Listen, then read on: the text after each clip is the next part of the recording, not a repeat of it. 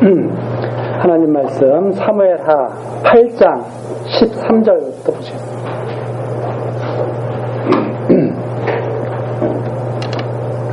사무엘하 8장 13절입니다.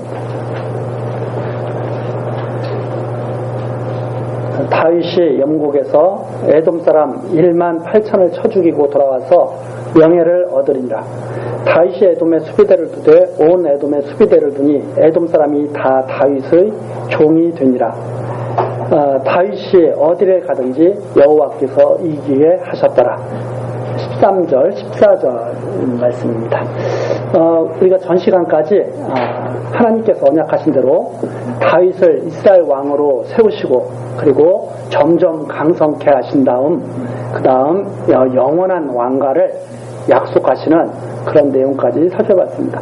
이제 그 다윗이 대적들을 다 이기고 그리고 공의로운 통치를 하는 모습을 사무엘하 8장에서 9장 사이에 밝혀주고 있습니다. 14절에 보니까 그 앞에 8절서부터 보면은 모든 대적들 블레셋, 모압, 소바, 아람 등 그리고 지금 여기 나오는 것처럼 에돔까지 다 이기고 그리고 종으로 삼는 그런 모습을 이제 간략하게 말해주고 있는데 그 이유가 무엇인가 하면 14절 마지막에 나오죠. 다윗이 어디를 가든지 여호와께서 이기게 하셨더라.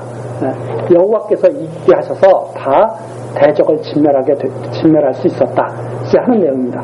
그런데 이제 이런 내용을 이제 잘못 알게 되면 하나님 잘 믿으면 무조건 세상에 나가서 싸우면 무조건 승리한다. 이렇게 이제 오해를 하는 경우가 있습니다. 그러나 우리가 하나님의 백성으로 승리하게 되는 것은 그것은 최후의 마지막으로 반드시 이루어질 일입니다.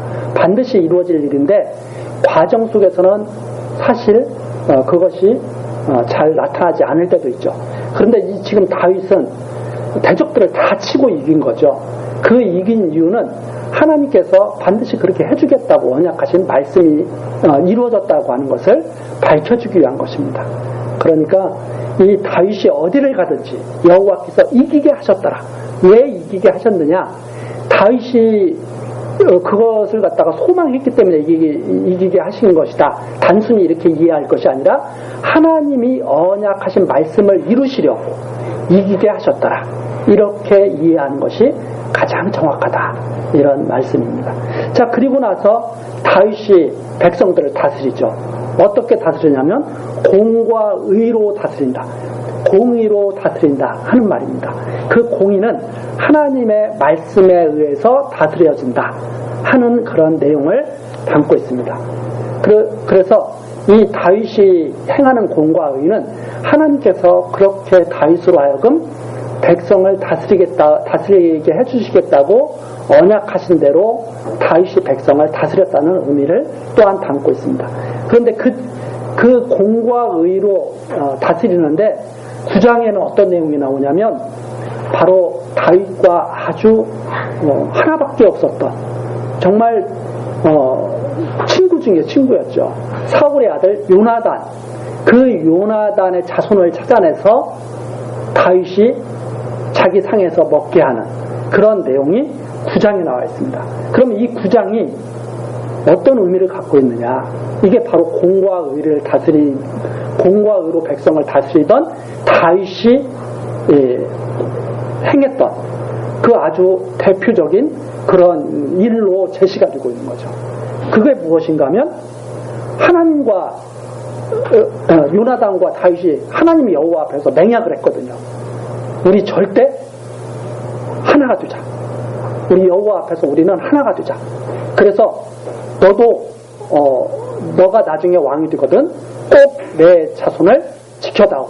이렇게 요나단이 다윗과 만나서 맹세하고 서로 약속하는 내용이 있었거든요. 그 언약은 바로 여호와 하나님을 믿는 사람들이 여호와 앞에서 하는 언약이죠. 그게 바로 하나님의 영원하신 은혜 가운데 이루어지는 언약인데 그것을 다윗이 이제 약속을 잊지 않고 시행하는 그런 모습입니다. 그래서 이 다윗은 장차 오실 그리스도에 대한 예표적인 인물이죠. 아브라함과 다윗의 자손으로 그리스도께서 오시지 않습니까? 이 그리스도께서 언약 백성과 맺은 그 언약을 변치 않고 이루실 거에 대한 하나의 그 의미를 여기에 담고 있는데, 다윗이 찾아요. 요나단의 아들이 다윗을 찾아오는 게 아닙니다. 왕인 다윗이 요나단의 아들을 찾아가죠. 그것이 바로 9장서부터 나오는 겁니다. 요나단을 인하여 내가 은총을 베풀어야 되는데, 요나단과 내가 약속을 했다. 은총을 베풀어야 되는데 찾아라 이 말입니다. 그러니까 3절에 또 나오죠. 사울의 집에 남은 사람이 없느냐. 즉 요나단의 자손을 찾는 거예요. 내가 그 사람에게 하나님의 은총을 베풀고자 합니다. 누구의 은총을 베푼다? 하나님의 은총을 내가 베풀려고 한다. 하나님께로부터, 다윗이 주는 이 은총은 하나님께로부터 오는 그 은총이죠. 그래서 하나님의 은총을 베풀자 하노라 그랬는데 딱 하나가 찾아진 거예요. 그게 누구냐면 요나단의 아들 하나가 있는데, 요나단의 아들 하나가 있는데 절뚝발이에요. 장애를 가졌죠. 예수님이 이 땅에 오셔서 그렇게 말씀하시죠.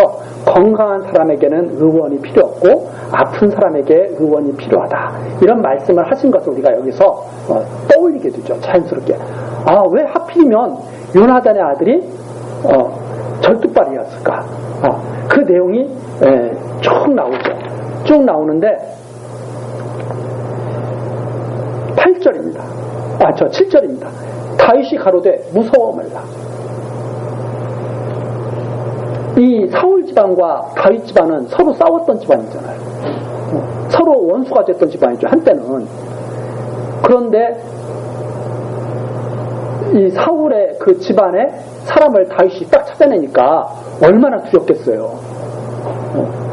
다윗을 대적했던 집안인데. 그러니까 막 무서워하죠. 그러면서 다윗이 가로되 무서워 말라.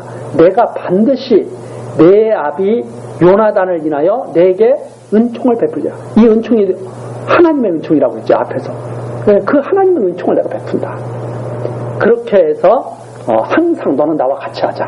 내 상에서 먹자. 이렇게 하니까 8절이죠. 요나단의 아들 이름이 무비보셋인데, 저가 절하여 가로되 이 종이 무엇이간데 왕께서 죽은 개 같은 나를 돌아보시나이까. 그렇죠? 이것이 바로 하나님께서 베푸시는 은총입니다. 원래 우리는 하나님 앞에서 두려울 수밖에 없는 존재들이죠. 그러나 다윗과 요나단이 맺은 그 맹약으로 인해서 무비보셋이 이렇게 은총을 입듯이 장차 하나님의 언약으로 인해서 그리스도로 인하여 우리가 하나님의 은총을 입게 될 것, 이런 것들을 바라보게 하는 내용이 바로 여기에 다윗의 공의의 통치의 대표적인 일로 지금 이렇게 제시가 되어 있다 하는 것을 우리들이 볼 수가 있습니다. 그래서 무비보셋이 항상 왕의 상에서 먹게 됐는데 9장 마지막에 나오죠. 그는 두 발이 다 절뚝이더라. 참 살기가 어려웠던 자죠. 사람들한테 조롱거리가 될 수밖에 없는 그런 모습이었죠. 그런 자가 다윗의 은총을 입고 다윗과 함께 상에서 먹게 되는 이런 모습을 통해서 정말 세상에서 보면 비웃음을 살 수밖에 없는 하나님의 백성들이 하나님의 은총으로 고침을 받고 하나님의 영광에 함께 참여하게 될 것을 바라보게 하는 내용이 이 9장에 담겨 있다 이제 하는 말입니다. 이것이 바로 다윗의 공과 의를 행했던 통치의 모습이었다. 자, 여기까지는 이제 다윗이 이스라엘 왕으로 세워져서 하나님의 언약의 말씀대로 공의로운 통치를 하는 모습이 여기까지 이렇게 그려져 있습니다. 그리고 나서 이제 사무엘 10장으로 넘어가죠. 이 다윗이 다스리는 이 이스라엘을 하나님께서, 이 다윗 왕가를 하나님께서 끝까지 보호하시는 내용이 바로 사무엘하 10장서부터 나와 있습니다. 이 하나님이 세우신 이 다윗 왕가를 끝까지 지키시죠. 이 다윗 왕가도 많은 허물이 있을 거 아닙니까? 이 세상에 허물이 없는 사람이 없죠. 이 허물이 있는 이 다윗 왕가를 하나님께서 버리지 아니하시고 언약하신 말씀대로 다윗에게 영원한 왕가를 약속하셨거든요. 만일 잘못하는 일이 있으면 사울처럼 무너뜨리지 않고 사람의 막대기로 때려서 고쳐주신다고 했거든요. 그러한 언약의 말씀대로 이루시는 내용이 사무엘하 10장서부터 24장까지 나와 있습니다. 그래서 어떻게 보호하시느냐? 하나님께서 다윗 왕가를 어떻게 지키시고 보호하시느냐? 그냥 마구잡이로 보호하시는 게 아닙니다. 다 계획하에서 하나님의 언약하신 말씀 따라서 보호하시죠. 그래서 어떻게 보호하시냐면 첫 번째는 죄를 깨닫고 회개해야 해서 보호하신다. 그렇죠? 하나님의 백성들을 어떻게 보호하시느냐? 하나님께서 그것을 우리가 알게 하시는 내용이 여기에 담겨있죠. 하나님 나라에 참여하는 자들을 어떻게 보호해서 지키시느냐? 우선 자신이 하나님께 은혜가 아니면 살 수 없는 죄인이라고 하는 것을 깨닫게 하시고 그 죄를 하나님 앞에서 온전히 회개케 하셔서 보호하시는데 그것을 알게 하시려고 다윗이 범죄하는 모습을 우선 보여주십니다. 사람들은 잘 모르죠. 그런데 하나님이 그걸 다 드러내셔요. 이 다윗이 당대의 믿음의 사람 아닙니까? 다윗하면 최고의 믿음의 사람이죠. 네. 최고의 믿음의 사람이면 죄가 하나도 없이 깨끗할까요? 그렇지 않다는 거예요. 그렇지 않고 최고의 믿음의 사람은 죄를 하나도 안 짓는 사람이 아니라 자기가 얼마나 심각한 죄에 빠져 있는가를 깨닫고 그리고 하나님께 그 죄를 자복하고 회개하고 하나님의 은총을 간구하는 자가 최고의 신앙입니다.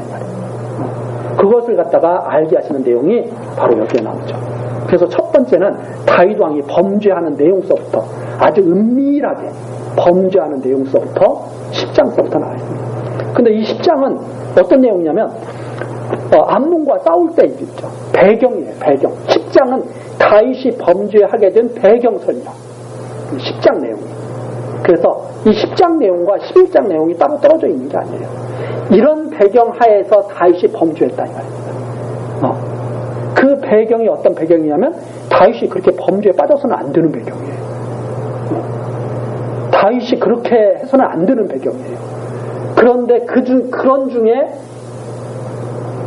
최고의 신앙인이었던 이스라엘의 최고의 통치자였던 다윗이 범죄했다 하는 내용을 밝혀주기 위해서 10장을 설명해 준 겁니다.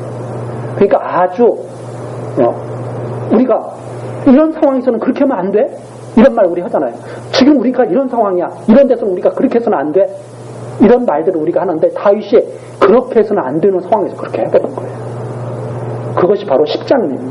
암몬과 싸우게 됐습니다. 암몬과 싸우게 됐는데 원래 이제 암몬이 다윗에게 다 이제 굴복하고 다윗을 섬기면서 이렇게 잘 이렇게 서로 이제 지내게 된 그런 시대였죠. 그런데 그 암몬 왕이 죽은 거예요. 다윗과 잘 지내던 암몬 왕이. 그리고 아들이 한온이라고 하는 아들이 암몬의 왕이 됐는데 다윗이 자기와 그래도 잘 지내던 암몬 왕이 죽으니까 위문 사절을 보낸 거예요. 위문 사절을 딱 보냈는데 새로 왕이 된 그 한온과 그 신하들이 저 다윗이 왜 우리한테 이런 사절을 보내지? 하고선 의논하다가 다윗을 갖다가 오해를 합니다. 어떤 오해냐면 우리나라를 치기 위해서 스파이를 혹시 보내는 거 아니야? 이렇게 생각을 했죠. 그래서 그러면 우리가 거기에 속아 넘어갈 수는 없지. 네. 이렇게 돼버린 거죠. 일이. 원래 다윗은 정말 순수한 마음으로 조문을 하기 위해서 보냈는데 상대편에서는 그것을 오해해가지고 스파이로 보냈다고 생각한 거예요. 그래가지고 사신들에게 모욕을 주고 다 부끄럽게 해가지고 쫓아버립니다. 그 소식이 다윗에게 딱 전해지죠. 얼마나 창피를 당했는지 그대로 그 나라로 다시 돌아올 수가 없어요. 사신들이. 왜? 수염이 다 깎이고 엉덩이가 다 드러나는 막 아주 수치스러운 수치를 당한 거예요. 한마디로 다윗의 그 성의가 완전히 멸시된 바 된 거죠. 그래서 전쟁이 일어나게 됩니다. 전쟁이 일어나게 됐는데 이 암몬도 만만치가 않은 거예요. 다윗이 벌써 쳐들어올지를 벌써 안 거예요. 그래가지고 왜?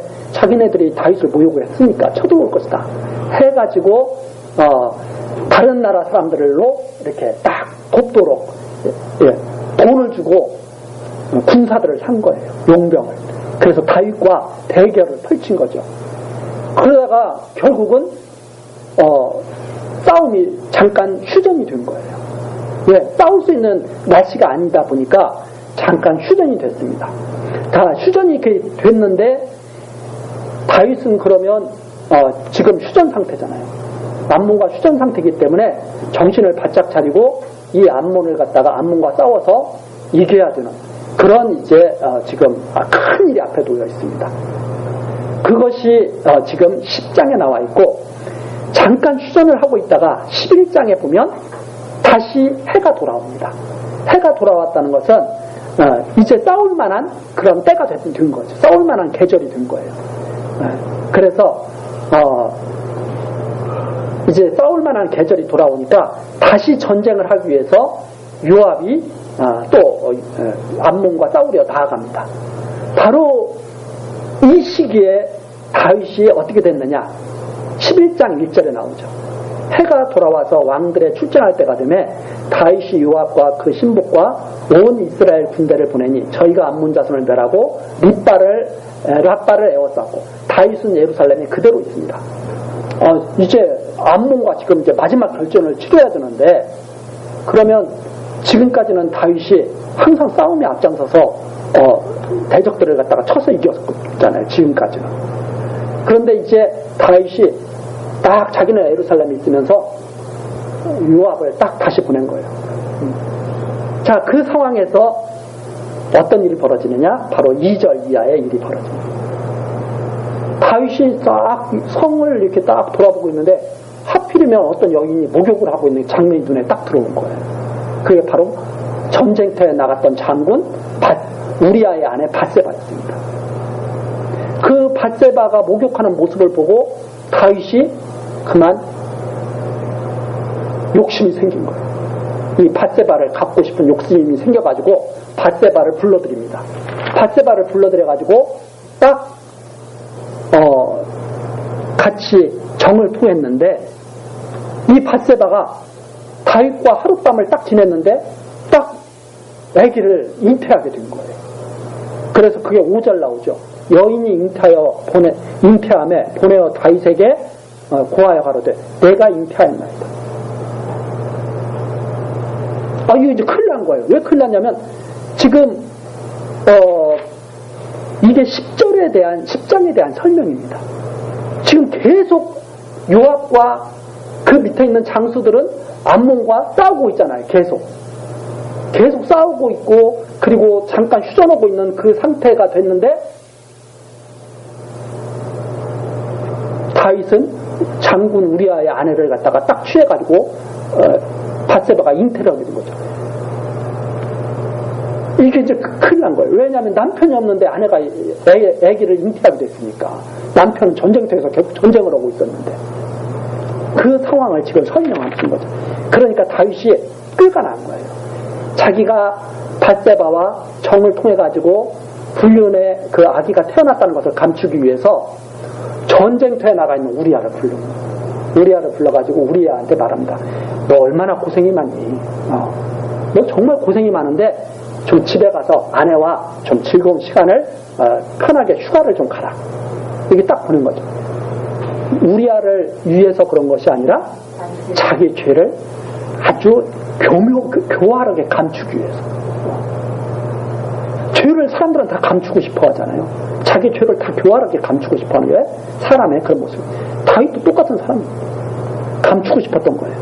이건 누가 봐도 이건 비난받을 수밖에 없는 일이니까. 그래서 감추고 싶었는데 다윗의 뜻대로 안 되는 거예요. 그게. 네. 왜 다윗의 뜻대로 안 되겠어요? 하나님의 뜻대로 되는 거니까. 모든 세상은 다 하나님의 뜻대로 되니까. 우리 사람들은 자꾸 자기의 뜻대로 세상이 된다고 자꾸 생각하잖아요. 잘만 하면 그렇게 만들 수 있다고 생각하잖아요. 그런데 성경은 계속 그렇게 그게 너희의 뜻대로 되는 게 아니라 하나님 아버지의 뜻대로 되는 거야 하고 성경에서는 계속 말해주고 있거든요. 다윗은 꾀가 좋아요, 나빠요? 이거 아주 우리야도 좋아할 것 같고 자기 뜻대로 되면 우리야도 좋아할 것 같고 뭐 다 무사할 것 같아. 그래서 우리야를 딱 불러들었는데 이 우리야는 정말 이게 어떤 사람이냐면 강직한 사람이에요. 우리야가 다윗한테 그럽니다. 왕이시여, 내 동료들과 내 부하들은 지금 전쟁터에서 목숨을 내놓고 싸우고 있는데 나만 어떻게 휴가를 갑니까? 나만 어떻게 아내와 즐거운 시간을 보냅니까? 그럴 수 없습니다. 훌륭한 사람이에요. 좀 나쁜 사람이에요. 그렇게 살다가 억울하게 우리아가 죽죠. 그렇게 살다가. 그렇게 사는 사람이 하나님께 복 받아야 돼요? 억울하게 죽어야 돼요? 근데 억울하게 죽어. 다윗이 말을 안 들으니까 그래? 그러면 두 번째 방법. 요압에게 편지를 씁니다. 요압에게 편지를 써가지고 이거 죽이는데 드러나면 안 되잖아요. 가장 위험한 곳으로 보내라. 가장 위험한 곳. 적에게 죽기 알맞은 곳. 그래가지고 편지를 써가지고 가장 위험한 곳에다가 요압에게 편지를 보내니까 요압이 또 어떻게 해요? 그 편지를 보고 왕이 이거 죽이라는 거네? 그럼 내가 도와줘야지.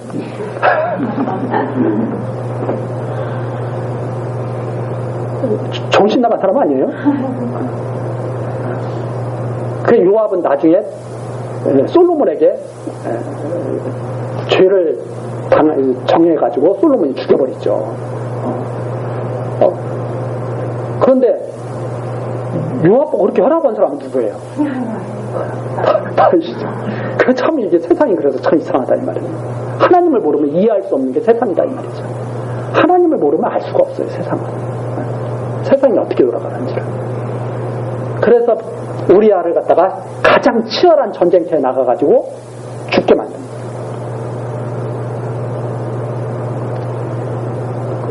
우리아가 죽으면서 이스라엘이 전쟁에 그때 그 부분에서 전쟁에 패해버리는 거죠. 왜? 우리아가 죽을 정도의 치열한 전투에서 진 거예요. 그래가지고 많은 우리아뿐만이 아니고 다윗의 다른 신복들 77절에 나오죠. 성 사람들이 나와서 요압으로 더불어 싸울 때 다윗의 신복 중 몇 사람이 엎드러지고 햇사람 우리아도 죽으니라. 우리아를 죽게 하기 위해서 다윗의 다른 신복들도 거기서 많이 죽은 거예요. 이게 얼마나 이게 악한 일입니까? 그리고선 그 소식이 간 거예요. 그랬더니 다윗이 자기의 아끼던 신복들이 몇 사람 죽었다는 소리를 듣고 화가 난 거예요. 야, 내가 아끼던 몇 사람 죽었다고? 그런데 우리아도 죽었습니다. 그러니까 다윗이 뭐라 그러냐면 그래? 그럴 수도 있는 거지 뭐. 딱 덮어버린 거예요. 네. 이것이 바로 다윗이 저지른 죄였습니다. 이런 사람 살려두고 싶어요? 돌로 쳐버려야 돼요.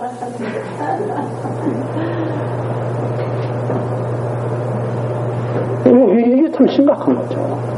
네. 그래 놓고선 우리아가 딱 죽었으니까 자, 밧세바는 아기를 잉태했습니다. 우리아는 죽었습니다. 그러면 얼른 데리고 와서 우리아의 아내였던 밧세바를 왕비로 삼으면 사람들이 새까맣게 그 일을 모르는 거죠. 그것이 다윗의 불륜으로 태어났다고 하는 것을 싹 모르는. 그래서 얼른 27절 나오죠.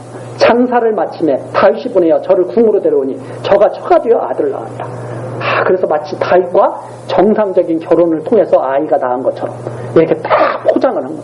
완전 범죄 아니에요. 네, 완전 범죄처럼 된 거예요. 그 죄를 다 감추고.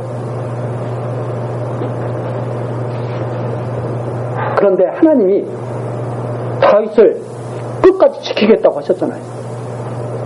네, 잘못한 일이면 막대기로 쳐서라도 하나님께 복종케 하겠다고 하셨잖아요. 하나님을 경외케 하시겠다고 했잖아요. 그 하나님께서 하시는 일이 바로 12절입니다. 하나님께서. 네. 누가 그걸 다 보고 계셔요? 하나님이 다 보고 계신 거죠. 그걸. 그래서 하나님이 있다고 생각하는 사람은 아무도 없는 데서도 자기가 지은 죄를 부끄러워하게 됩니다. 그렇잖아요. 하나님 다 보고 계시는데. 근데 하나님 모르는 사람들은 몰래 범죄해놓고 나는 깨끗하다고 다 그렇게 거짓말 밥 먹듯이 하고 양심의 가책도 받지 않고 그것이 바로 양심의 화인을 맞은 사람들의 모습이죠. 이것은 하나님의 말씀을 딱 보면 두렵죠. 하나님이 그걸 여호와께서 다 보고 계시다가 12절입니다. 나단을 딱 보냅니다. 나단을 보내가지고 비유를 탁 통해서 말씀해주죠. 야, 이런 나쁜 사람이 있는데 왕이 이런 나쁜 사람이 있다면 어떻게 하시겠습니까? 다윗이 한마디로 하면 그거 죽여버려야지. 딱 그런 거예요. 그러니까 나단이 뭐라고 하냐면 당신이 바로 그 사람. 당신이 우리아에게 그렇게 하지 않았습니까? 당신은 왕이 돼가지고 왕비를 갖다가 원하는 데 다 얻을 수 있는데도 우리아의 단 하나밖에 없는 사랑하는 아내를 당신이 우리아를 죽이고 뺐지 않았습니까?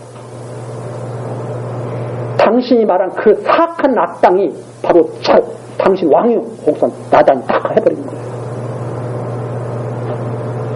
그러면 하나님 모르는 사람들은 어떻게 했겠어요? 저거 잡아 죽여라. 나 모함하네?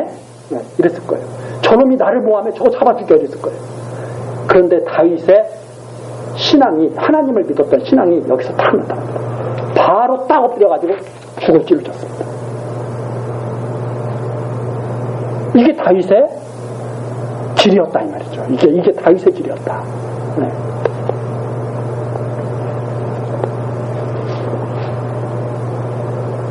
그래서 13절에 나옵니다. 12장 13절. 다윗이 나단에게 이르되 내가 여호와께 죄를 범하였노라. 여호와께서 하시는 말씀. 여호와께서 이제 나는 그 죄를 여호와께서 지적하셨으니까 인정하고 여호와께서 내게 내리시는 벌도 내가 다 감수하겠습니다. 그렇죠? 우리 요즘 이렇게 텔레비전 같은 데 보면 그러잖아요. 죄는 졌는데 형은 어떻게 받으려고 그래요? 적게 받으려고 다 했었잖아요. 죄는 인정하면서도 그러나 좀 형은 좀 줄여주십시오 그러잖아요. 다윗은 그런 게 아니라 죄도 인정하고 하나님께서 내리시는 그 말씀에 그 징계하시는 말씀도 다 받아들입니다. 그렇게 하겠습니다. 그렇게 하는데 하나님께서는 첫 번째 내리시는 걸 뭐냐면 너가 죄악 가운데서 나온 아이를 내가 죽게 하겠다. 이 말씀이죠. 그래서 다윗이 그러잖아요. 아이가 무슨 죄가 있습니까? 제가 잘못했는데 차라리 저를 죽이시죠. 하나님께서 아니야. 너는 살아서 내가 하는 일을 계속 봐야지. 아이를 다 죽여. 그때 다윗이 울면서 금식하면서 기도합니다. 16절에 나오죠. 네. 다윗이 그 아이를 위하여 하나님께 간구하되 금식하고 안에 들어가서 밤새도록 땅에 엎드렸으니 그런다고 해서 돼야 안 돼요? 안 돼요.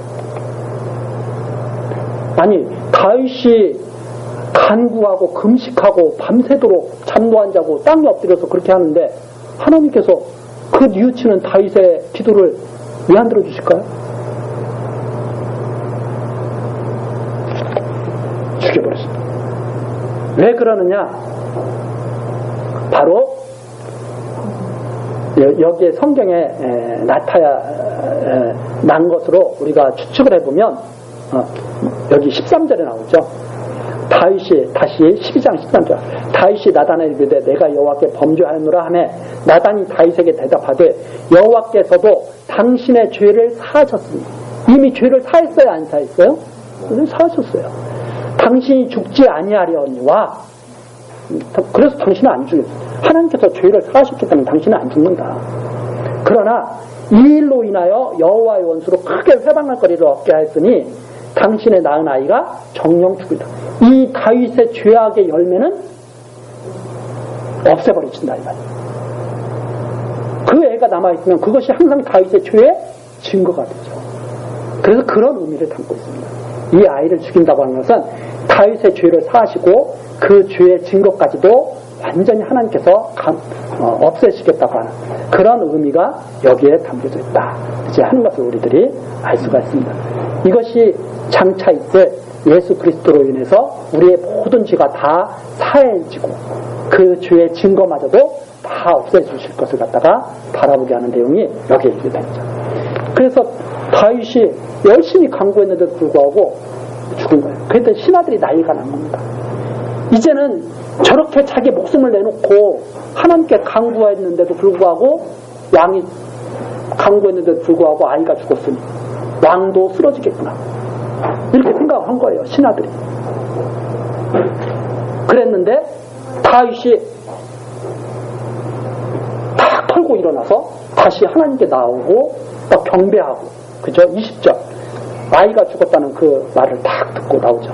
다윗이 땅에서 일어나 몸을 씻고 기름을 바르고 의복을 갈아입고 여호와의 전에 들어가서 경배하고 그 앞에서 베풀게 하고 먹은지라. 원래 하나님께서 기뻐하시던 모습으로 딱 돌아옵니다. 이게 바로 여기죠. 그래서 그런 다윗에게 하나님께서 솔로몬을 낳게 하시고 솔로몬을 사랑했다 하는 내용이 바로 24절부터 나옵니다. 자, 이렇게 다윗의 범죄를 완전히 드러내시고 그리고 회개하게 하시고 보호하시는 내용이 바로 10장, 11장, 12장에 나옵니다. 이렇게 다윗 왕가를 보호하셨다 이 말입니다.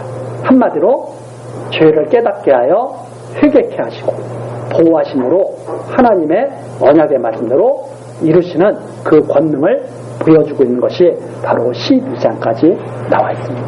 우리 다음 시간 또 13장 내용서부터 살펴보도록 그렇게 하시겠습니다. 기도하시겠습니다. 언약의 말씀대로 이루어 가시는 하나님, 오늘 또 다윗 왕의 일화를 통해서 우리들이 하나님의 신실하신 사랑을 우리들로 하나님의 신실한 사랑을 깨닫고 믿게 하시니 감사와 찬송을 드립니다. 하나님 아버지, 참으로 하나님 앞에서 우리들은 내세울 것도 없는, 아무것도 내세울 것도 없는, 부끄럽기 짝이 없는 무지한 백성들이고, 그리고 하나님 앞에 불경건한 그러한 모습으로 살아가는 백성들입니다. 그러나 하나님의 은혜의 말씀이 계시기에 우리들 하나님의 은혜 가운데서 보호받고 하나님 앞에 나아가며 선한 열매를 맺어갈 수 있는 것으로 우리들 생각합니다. 하나님, 우리들의 믿음에 힘을 주시고 그 믿음대로 이루어 주셔서 하나님의 거룩한 백성으로 하나님의 영광에 참여할 수 있도록 우리에게 신령한 복을 더하여 주옵소서. 모든 것 예수 그리스도의 이름으로 기도드리옵나이다. 아멘.